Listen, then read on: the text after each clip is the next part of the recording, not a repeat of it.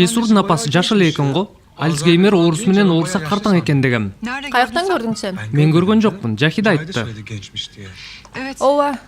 Жаш кезинде ооруп калыптыр. Жесурдун атасы өлгөндөн кийин түшүнгөнүмдөй эле оору баты өрчүп кетиптир. Атасы кокустан өлүптүрбү? Жүрөгү кармап калыптыр. Аты ким экен атасынын? Хасан. Хасан? Кара Хасан оолубу?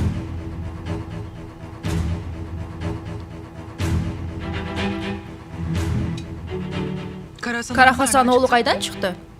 Фамилиясы Алимдар оолу, билесиң да. Сен ошол үчүн сурадыңбы, Жесурга тиешеси барбы экен деп? Сен дагы биринчи жолу уккан ысымды мээңе жазып алыпсың го? Ушундай кылып сурадың, мээме жазылып калды. Жахиде, бол кеч калабыз. Сен бул киши жөнүндө бир нерсе билесиң? Жесурдун атасы жөнүндөбү? Жок, Кара Хасан оолу тууралуу. Сен мага айтпай жатасың, бул иштин 55% атама тиешелүү, туурабы? Баштадыңбы дагы? Жахиде! Баратам жаным. Кеттик, даярмын. Жүр. Кутман таң алтыным. Кутман таң. Сен жалгыз калат окшойсуң. Жумушта болом. Макул, ишиңе ийгилик. Кечинде жолугабыз. Жүр чыгалы.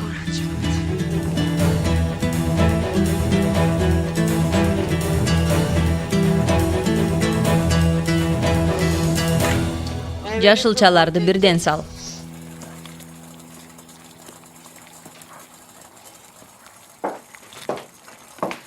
Кутман таң. Кутман таң. Кутман таң. Эжеке, сен ооруп атасыңбы? Сураба, башымды көтөрө албай жатам. Эшикте жүрүп үшүп калыптыр. Дене табы көтөрүлүп атат. Байкушум менен. Дарымды ичтим. Азыр буларды ичейин, анан Алимдар уулу чарбасына барам. Жок, эч жакка барбайсың. Бүгүн иштебейсиң дагы. Уят го. Эжеке, мен анын жөнүн айтып койдум, Рейхан айым келет деп. Сөзсүз эмес, бүгүн жекшемби. Жесурда Бануда үйдө. Кечки маал Мейирман айым келет. Сен бүгүн эч жакка чыкпайсың, макулбу? Акыл. Жок, Синан, апаңа таштаба, мен барып калам. Макул, жарым саатта ошол жерде болом, уктуңбу? Жүр. Макул, күтүп тур, барып калам. Жинди кылып салды бул адам мени. 2 күндө баласын карай албайт. Атайын жасап атат, өмөрдү алгандан бери телефон кулагымдан түшпөй калды. Макул, тынчтан эме. Сен өмүргө бар. Таарынбайсыңбы? Пайдам тийген жок сага. Бану. Андай эмес. Бизде ойлоба, сен өмүргө бар. Фиген айым, мен чыгып атам. Бирок кийин дагы келип кетем. Макулбу?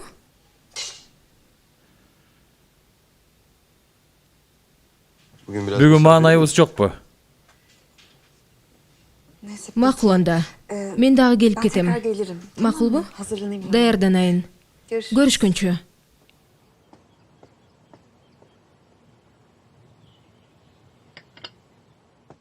Apake, hanışam, susunluk bereyim bi, je süt bereyim bi? Sen bu kızga emne işeni utasın? İşenbe ağa. Kimge? Banuga mı? Al Korludanın kişisi. Bizge tınçılık kılar.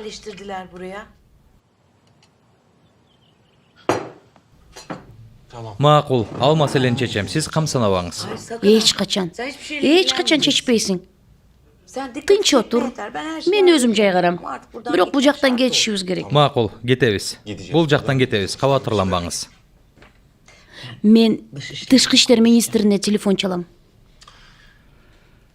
Siz birinci mömöşireňizdi içiňiz, maqul bu? Anan ministrge çalabыз. Al eş çaka kaçpayt, tamağınızda jep etiriňiz. Жоқ, дарын içpeyim. Bular dar emes. Vitamin. Ministrden jönöttürbe. Ova. Anda bir. Alыңыз, albatta alыңыз.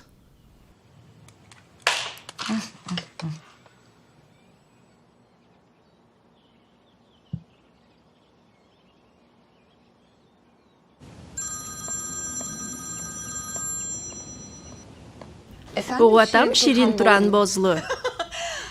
Дагы бир жолу айтып койчу. Болду, жетет, ишим көп. Сюхан, бүгүн ханшадай ойгондум. Биз көрө эле көп нерсе бар экен.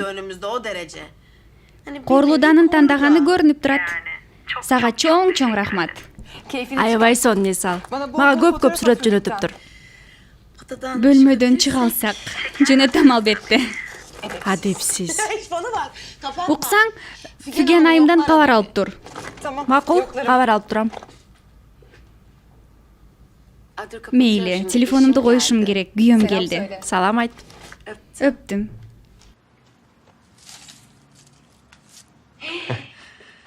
Ушундай келишимдүүсүң тим эле ай келди. Ne jakmadı bu? Жакты, абдан жакты. Ha jaktı be.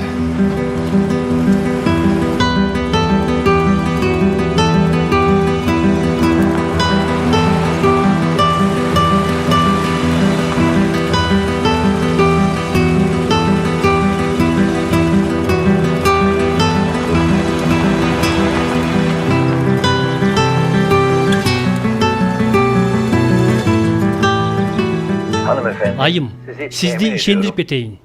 Dareğinizdi hiç kim bilbeydi. Apake uqtuңuz bu? Men Tышкы иштер министрлигинде иштеген бүт досторuma айттым. Sizdi бардык тараптан коргошот. Дарактардын аркасына жашынып алышып аңдып жатышат. Ооба, Корлуда ар жерге өз кишилерин коюп коюптур. Анда Rıfat Bey Tokoydu'dagı kamkordukka alışыңız gerek. Суранам. Макул. Айтканыңыздай болсун. Баягы айткандарыбыз туура чыкты. Аябай чоң тажрыйбалуу бир фирма менен жолугуп атышыптыр. Чын элеби? Анталияда жайгашкан. Стамбул рыногунда биринчи долбоор экен. Rıfat ağa анан сүйлөшөлү, сухан чалып жатат. Сухан? Жакшы калыңыз. Ар дайым сиздин кызматыңыздамын.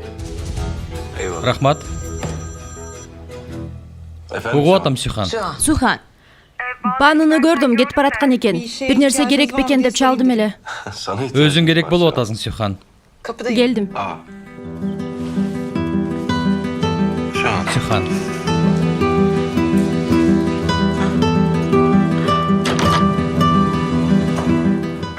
Gel gir, abam seni tanıdı.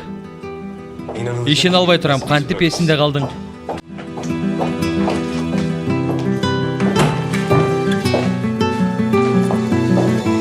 Саламатсызбы? Жакшы болуп калдыңызбы? Bonjour ma belle. On a vécu des choses terribles. Qu'est-ce qui s'est passé? Mais tu sais, cet homme, il a essayé de me tuer. Eh ben, je me suis échappée d'entre ses mains. Mais maintenant, il va tuer Cesur. J'ai peur pour mon fils. J'ai peur qu'on lui fasse quelque chose du mal. Мен французча бир аз эле билем. Korkup atat, ошону айтты. Il a tué mon mari. Maintenant, il va tuer mon fils, hein. J'ai peur. J'ai peur qu'on lui fasse quelque chose. J'ai peur pour mon fils. Apake, тынчтаныңыз. Il va falloir partir immédiatement, à nouveau. Ağlama, üzülme, hep gülsün yüzün. Unutma, sevgiyle savrulur hüzün. Korkular gündüze, dertler denize. Dağılır karanlık hep doğunca gün. C'est génial. Biz korkup kalganda ilaganыбызда апам ырдап берчү. Бешигири. Апам жазган бул бешигирди. Мына ошентип кайненеңдин көңүлүн алдың. Бул эң сонун. Дагы бир жолу ырдайлыбы? Чогуу. Ырдайлы. Ağlama, ağlama, üzülme, üzülme. Hep gülsün yüzün, hep gülsün yüzün. Unutma, unutma, sevgiyle savrulur, sevgiyle. Кош бойлуулуктун азыркы жумалары тынч өтөт Корханбей. Көңүл айлануу кусу көп боло бербейт. Биздики өтүп кеттиби жаным? Ооба, жакшы болуп калдым. Бул учурда кан айлануу тез болгону үчүн мурду да канашы мүмкүн. Дүрбөлөңгө түшпөсүн деп айтып жатам бул нерсени. Азыр жөн жерден мурду канап кетсе, чуу чыгарып жибериши мүмкүн. Ысык жерлерде көп жүрбөшү керек. Бул эрежени да сактай билгиле. Салкын абада болуу эң жакшысы. А бала төрөлгөндөн кийин бөлмөнү да салкын кармоо сунушталат. Анан дагы төрөт ысытмасы деген нерсе бар. Мейли, бул теманы кийинчерээк сүйлөшөбүз. Чынында үйгө келип көрүп кетсеңиз жакшы болмок. Айтайын дегеним, Жакидеге кеңештериңизди үйгө келип берип турсаңыз.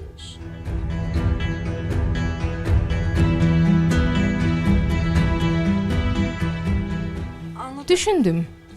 Жакиденин жалгыз келип кетип турганы мага жакпай атат. Албетте туура айтасыз. Жаным, Айша доктордун башка кош бойлуу кардарлары да бар да. Аны өзүбүзгө менчиктештирип алгансып сүйлөйсүң да. Эмнеге? 5 кишини карагандан көрө бир аялды карап, ошол эле акчаны алса жаман болмок беле. Мындай кылсак болот. Сиз үйгө келиңиз, конок болуп кетиңиз. Корханым, Жакидем, эң жакшы жолу ушул. Мен дагы силердин сеанстарыңарга катышып турам. Артык-баш ойлордон дагы арылам. бирок Айша доктордон мындай нерсени сурана албайбыз. Анда бул жерде өз жашоосу бар, туурабы? Жок. Чынында бир канча убакыт сиздер менен иштешсем болот. Эң сонун. Чын элеби? Ооба, албетте. Азыр жаңы жыл алдында баары таркап кетишкен, сиздерден башка дагы 2 кардарым бар. А башкалар төрөштү, Кудайга шүгүр, алардын жанында болуунун деле кажети жок. Көп жашаңыз.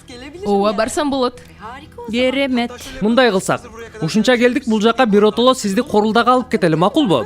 Албетте, мен азыр деле кете берсем болот. Кеч болуп кете электе жолго чыгалы. Сизге чарбаны күндүз көрсөтүп алалы. Жакидем.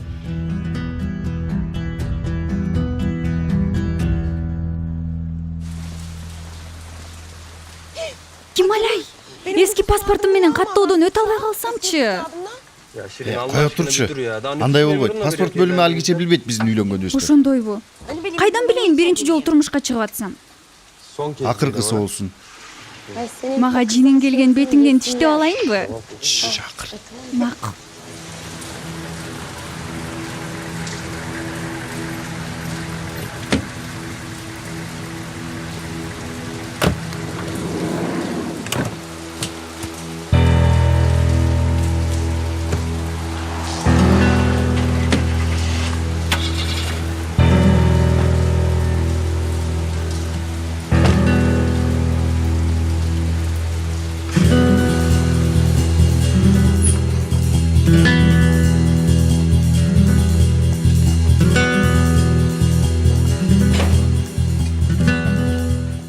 Тамағыңыз таттуу болсын, мүдүр бей.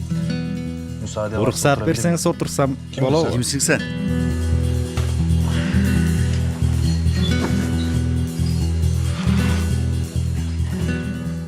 Sen uşu... Ооба. Мен доктордун өлүмүнөн жалган жала менен соттолуп кеткен Туран Фишекчи. Эмне керек сага? Тур столдон. Суранам. Ачууланбаңыз. Жаман ой менен келген жокмун. Болгону айтып коюңузчу, мага арызды ким жазды? Чыгып кет азыр. Болбосо түрмөңө кайра барасың. Болгону атын айтып койсоңуз, башка эч нерсе керек эмес. Андайга эмне себептен барды? Себеби мен өз жашоо менен алек болуп аткан кезде Стамбулдан бул жакка чейин алып келгениңизге караганда бирөө менден кутулгусу келди. Ким? Менин колумда андай билдирме жок. Болсо да сага айтпайм.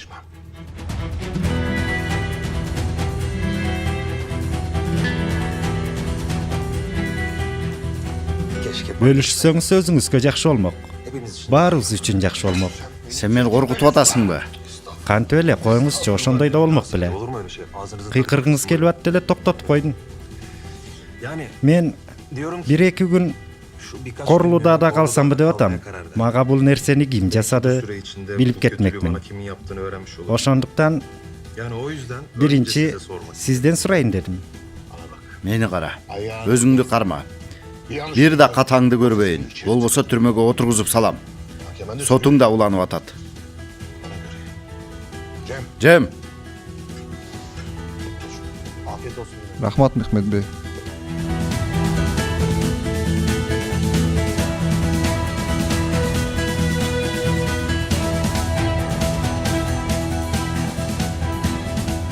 Мен аз убакыт бул жерде калам. Бир бөлмө даярда мен үчүн. Макул.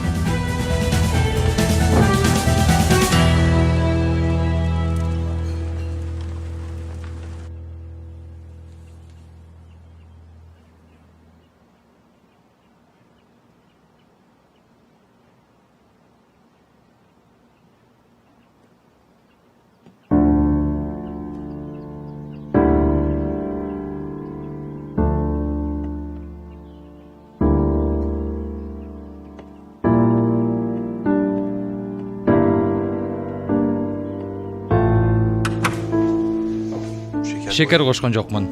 Рахмат. Даамдуу болсун.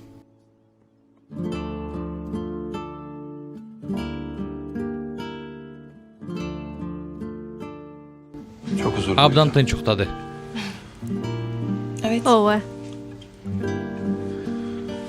Эми шириндер кайтканга чейин сени эч жака жөнөтпөйм. Жан дилим менен бирок шаарча барышым керек кеч келем. Сөз бересиңби? Мейрман айымдан кабар жокпу? Жок. Бизге ылайыктуусун таба алышпай жатышат. Эми сен айла жок жаныбызда болосуң. Анда апаң уктап атканда барып келе калайын. Жакшы. Анда мен кечки тамакты даярдай баштайын. Akşam sana yemek yaparım. Макул, сырттан эч нерсе кереги жокпу? Сен гана керексиң.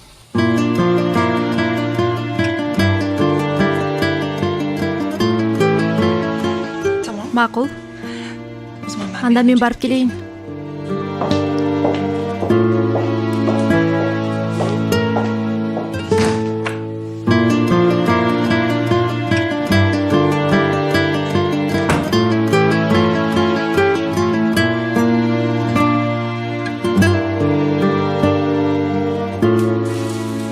Ишиңиз илгери болсун. Саламатсыңбы? Жаңы кремдерди алып келдим. Бырыштарга каршы аябай жакшы экен дешти. Ошондуктан сиз да колдонуп көрүңүз. Муктаж болгонуңуз үчүн эмес, баарына таркатып келдим. Рахмат, Нежла. Сеники көрүнбөйт го? Же тынбай бийлеп атып буттары ооруп каптырбы? Жок, алар Таксинбей экөө дем алыш күндөрүн чогуу өткөрөбүз деп кетишти. Анталияга го. Ал жакта азыр аба керемет болсо керек, эс алып келишет да.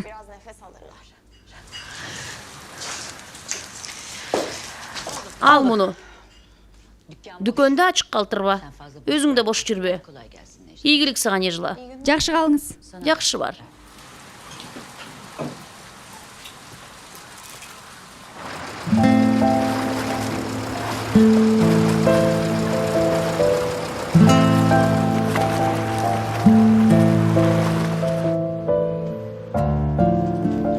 Жеңе, соус менен дагы бир палоо бериңизчи.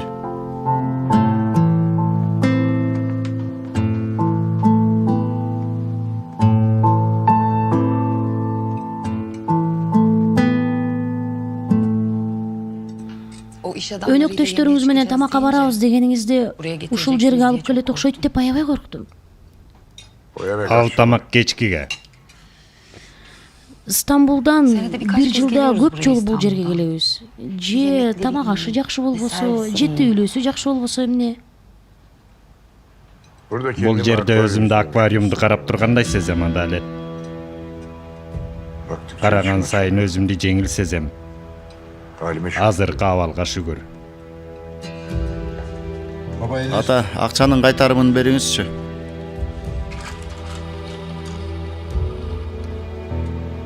Карасаң.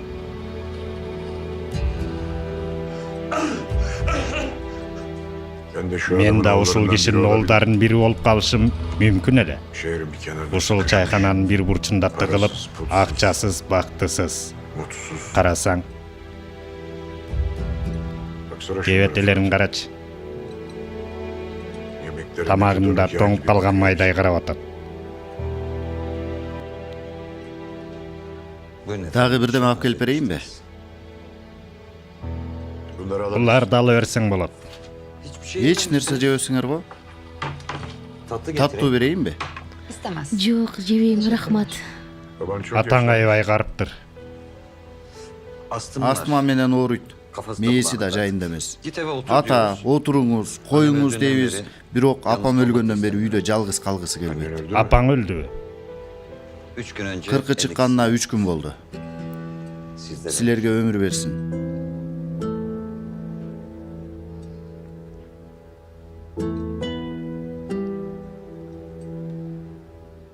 Чайбы, кофеби? Эсептечи. Таттуу жеңиздер. Тамагыңарды кыйратып койгонсуп таттууңар жетишпей жатты эле. Эсепти берчи.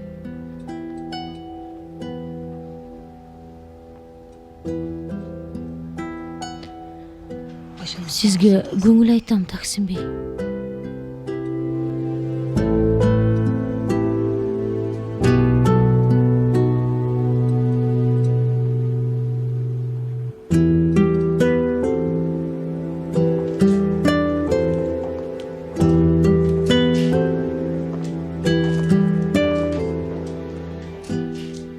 Рахмат, дагы келиңиз.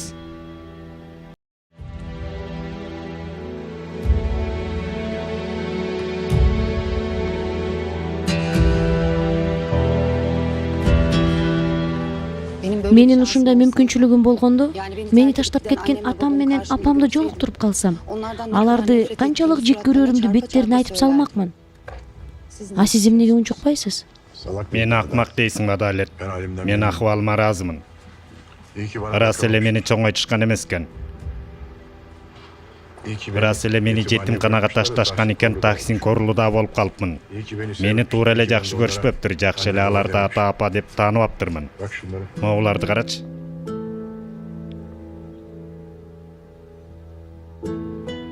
Мына биз эми даярбыз деп төрөп чоңойтушкан балдарын кара. Сайдасаны кумда изи жок байкуштар. Эми мени кара. Баскан жеримден жер солкулдайт. Мен Таксим Корлудамын. Алардын эч нерсесине зар эмесмин.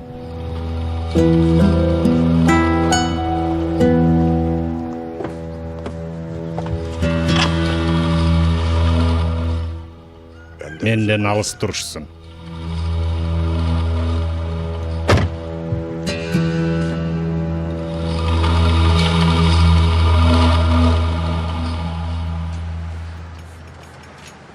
Булар дүйшөмбү күндүн буйртмалары, буларды шейшемби күнү эртең менен жөнөткүлө. Атигилер жуманын акырында болсун. Макул, Сүйханайым. Баса, мага биздин зайтун майларыбыздан, жыттуу самындардан, ар түрдүү шамдардан алып келип бересиңби? Белек баштыгын даярдайын. Дагы Лилия менен кооздойм. Алим Дароолу чарбасына жөнөткүлө. Болбосо сен аны менин унаама салып койчу, өзүм алып барайын. Кошуналык жакындык сага жакты окшойт. Кандайсың? Кайра жесурларга барасыңбы? Апасын көрүп келейин дегем. Ошондойбу? Сага жакындоо үчүн апасын да колдонуп жатат да. Кече апаң токтоткон жерден баштайын деп турасыңбы? Жок. Бул жерге ак байрак көтөрүп келдим. Сүхан. Ортобуздагы боштукту толтуралы. Апам экөөңөр мени капа калдыңар. Кечиресиң Бүлөнд. Бирок бул маселеге келгенде сенин колуңдан эч нерсе келбейт. Менимче апаң бир аз тынчтанып алышы керек. Бүгүнгө чейин ага болушунча сыйым менен мээримдүү болдум. Сени капа болбосун деп Михрима хайым үчүн атам экөөбүз канча уруштук. Бирок эми түшүнсөм маселе бир эле атамда эмес экен. Апаң мени да тизмесине алды. Апам сени атайлап капа кылган жок. Мындан ары ишениш кыйын. Көп убакыт өткөрбөй жарашып алгачы, өз ара сүйлөшүп. Жок. Пленардык жыйында баары бир эки тарап болобуз. Менимче ошого чейин бир аз аралыкты алыстата туралы.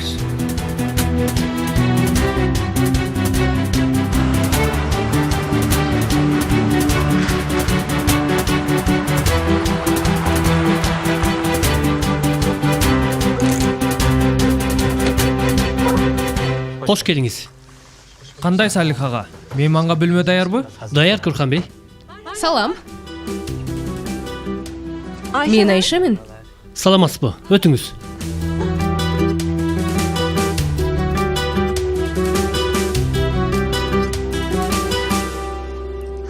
Ого, Корхан бей. Түшүнбү чөңүмбү?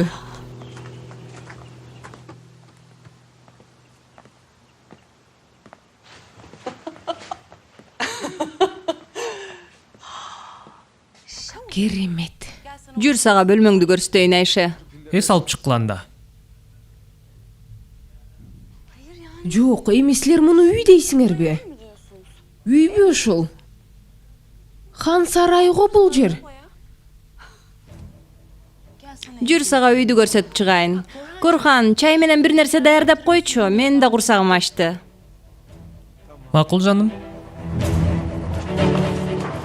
Акырын.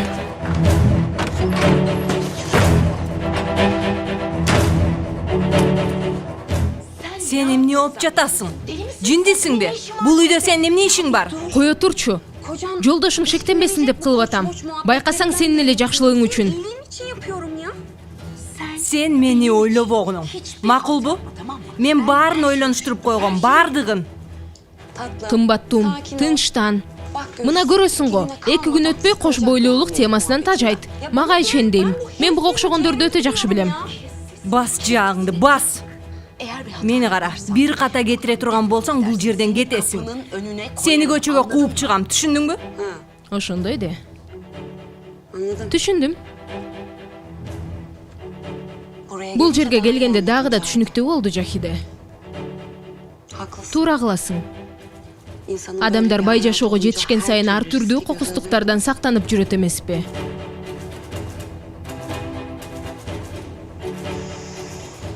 Демек менин уулум ушунун баарына болот экен да, Ук. Мени менен ойнобогуң. Сен жинди болсоң, мен сенден өткөн жиндимен. Чоң жиндимен. Кадамыңды ойлоп шилте. Уктуңбу? Жахиде. Оңдон. Жаным? Чай, кофе даярдашты. Бүтсөңөр жүрүгүлө. Анан Айша айымга чарбаны көрсөтүп келели. Ой, кеч болуп калбады. Биз эртең сейилдегенде чарбаны көрсөтөм, макулбу? Азыр баарыбыз өз бөлмөлөрүбүздө эс алалы. Макул, ошентели. Өзүм да аябай чарчап турам. Макул, өзүңөр билгиле анда. Кечки тамакка чакыртам, ошондо түшөсүң, макулбу Айша? Макул. Рахмат Жахидейим.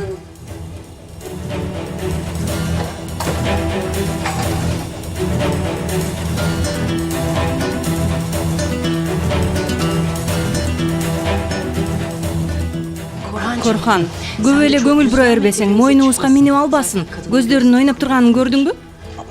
Жалгызым, сени жакшы карасын деп эле аны менен жакшы мамиледе болуп койдум. Болбосо ал мага ким эле я? Сүйүктүм го, сүйүктүм.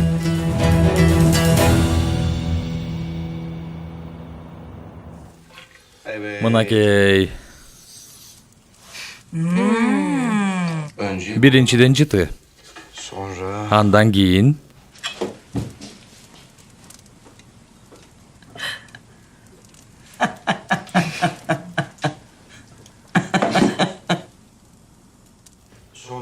кийин көз тойсун. Эми кана аш болсун.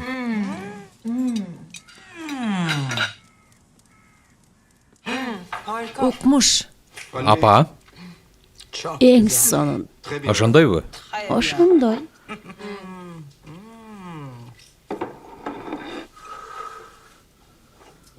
Söz yok. Ананчы. Cesur Alemdar oğluna söz yok. Senin bir gemçiliğin var. Öte göngülçü öksün.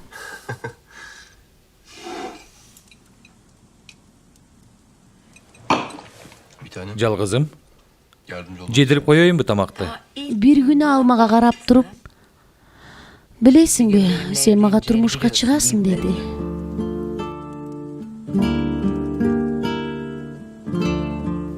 Атам. Апама. Özümde aябай бактылуу сезгем. Билесиңби, сен мага турмушка чыгасың.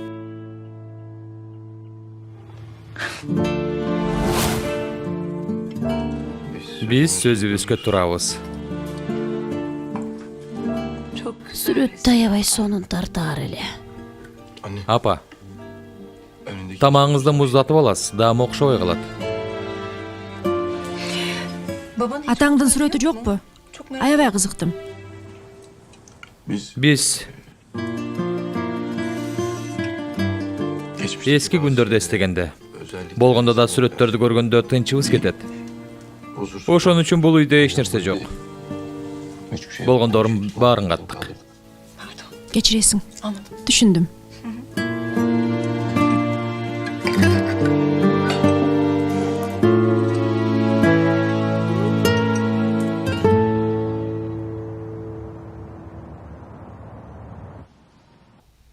Кош бойлуулуктун алгачкы айларында гормондордон улам аялдын бел тараптарында оорулар чыгышы мүмкүн.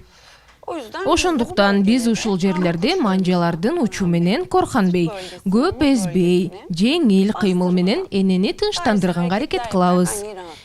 Бел тарапка түшүп жатып да, мына ушундай эле кыймыл менен укалайбыз. Макул, мунун эмнеси бар, мен жасай алам. Албетте, бирок энеге жагымдуу болуш керек. Себеби бул жерлер өтө сезимтал болот. Өтө маанилүү жерлер булар. Ошондойбу? Ооба, көрдүңүзбү? Мына монтип. Болду. Мен эч жерим оорган жок. Болсо биревин табарбыз. Туурабы Корхан? Менимче Жахидайымдын ичи анча чоң болбосо керек.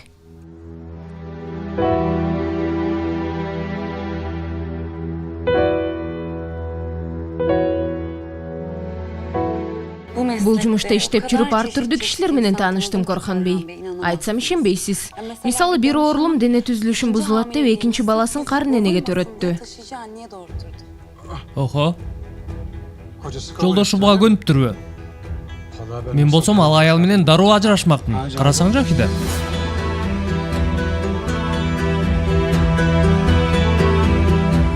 Ооба жаным, ошондой да болмок беле.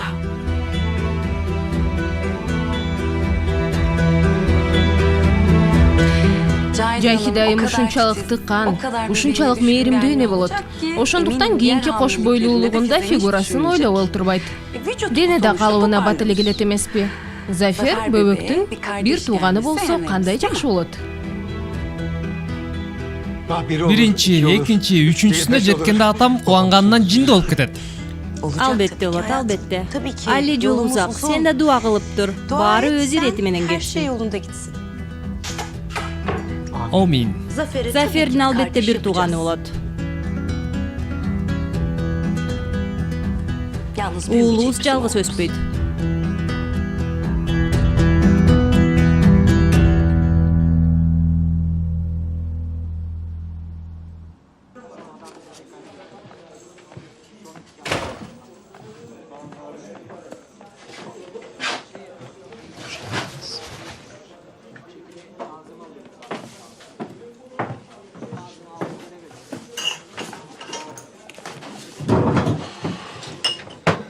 Кандайсыз? Иштер кандай? Чарчагансыз го? О, айтпа. Бүгүн 40 жылдын чечимин чыгардым. Тергөөчүгө Эмне рахмат. ичесиз?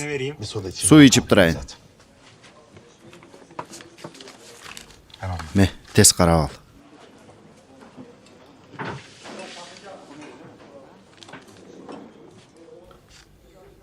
Өлгөн доктор Корлуданын келининин доктору экен.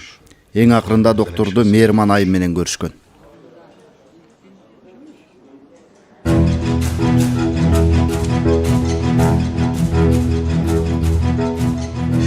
Гүлия го. Аты жазылуу.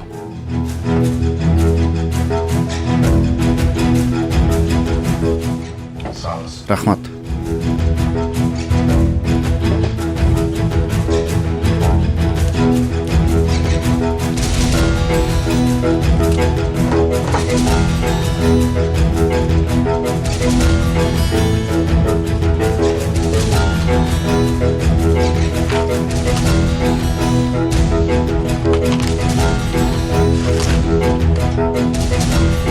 Мен кеттим анда бул жерден. Жакшы барыңыз.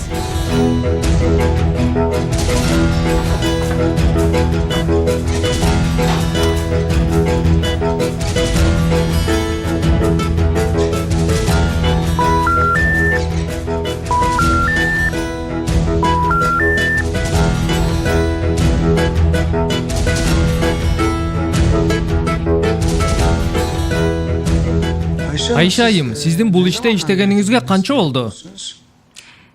Мен өзү балдар мээрманы болом, Корхан бей. Азыркы учурда жеке иштеп жатам.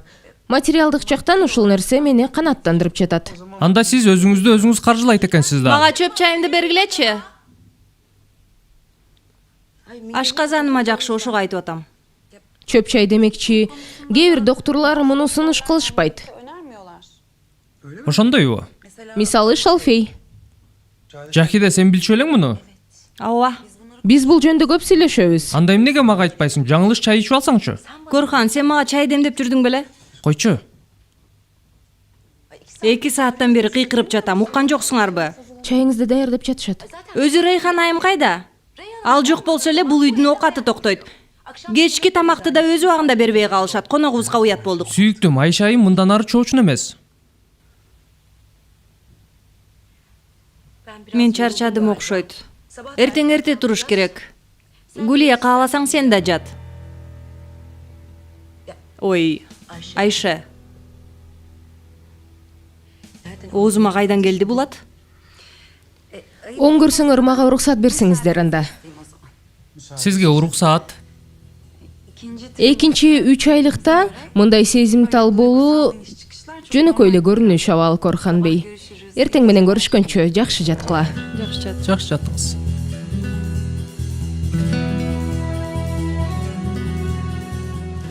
Ой, Ичине кирип кетпе. койсоңчу Жахидем. Ой, биле албайм. Карабай калдың го мени. Кызыктырбай калдымбы? Сен менин күнүмсүң. Жаркыраган күнүмсүң.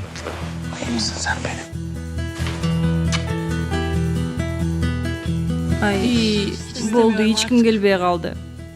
Болду. Алып кет.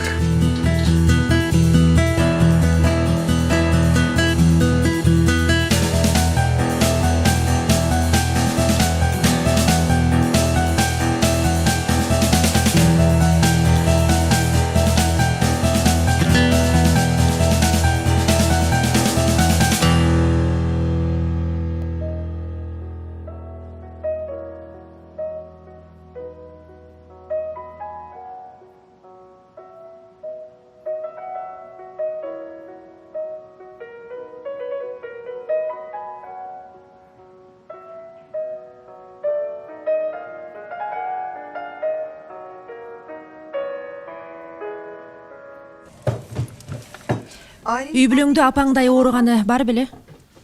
Жок. Бул ооруну тукум куйт деп уккам.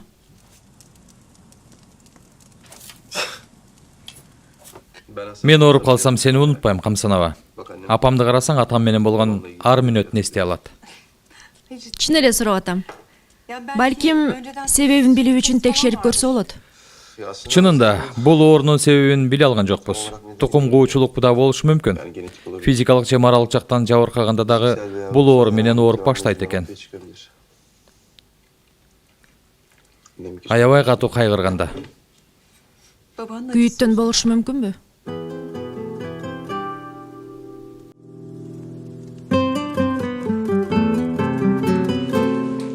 Эстегенде эмнегедир акырындап, унутуу үчүн кайдадыр шашылабыз.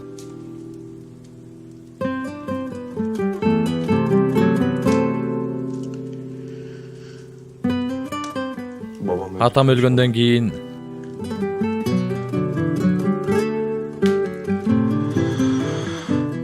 жүрөгү токтоп калбасын деп апамдын эс тутуму күйүттөн жабыркады. Сен муну кантип билип калдың? Акырындан элге аралашуусун азайтты. Бөлмөсүнөн чыкпай калды. Дүкөнгө азык түлүк үчүн да барбай калды. Мисалы, башында маанайы жок окшойт деп ойлочумун. Кийин андай эмес экенин түшүнө баштадым. Америкада болчумун, Лос-Анджелесте. Оорусу ушунчалык бат өөрчүп кетиптир. Ооруну түшүнө электе 3 жыл мурун апам мага телефон чалды.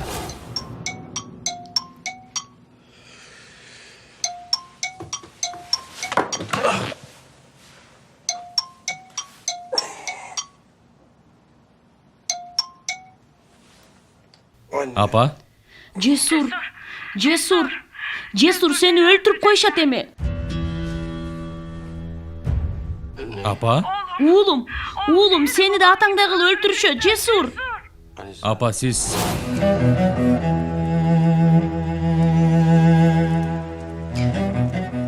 Атаң жүрөгү кармап өлгөн жок беле? Ооба. Бирок апам биринчи жолу ошентип айтты.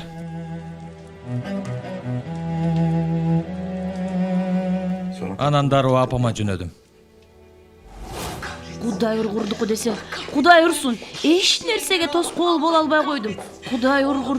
Уулум, суранам сенден, суранам. Кетип кал бул жерден, кет. Апа, суранам. Карасаңыз, келгенимден бери ары бери басып чарчадыңыз. Суранам, мага эмне болгонун айтып бериңизчи. Жесур, тиги киши атаңды кантип өлтүрсө, сени да ошентип өлтүрүп коет. Суранам, кет. Апа, менин атам жүрөгү кармап өлбөдү беле. Сиз эмне деп жатасыз, апа? Жесур, сенин атаңды Таксим Корлуда өлтүргөн.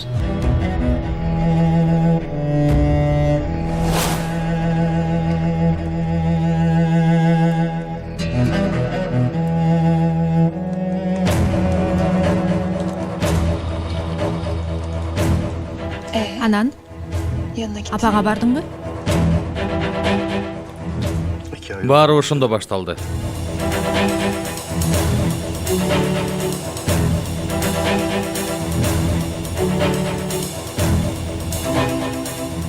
Апаң эмнени айтып берди?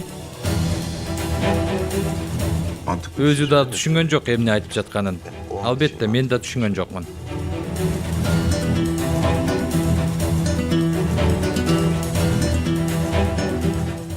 Сен Корлудагы атаңдын өлүмүн изилдегени келдиңби?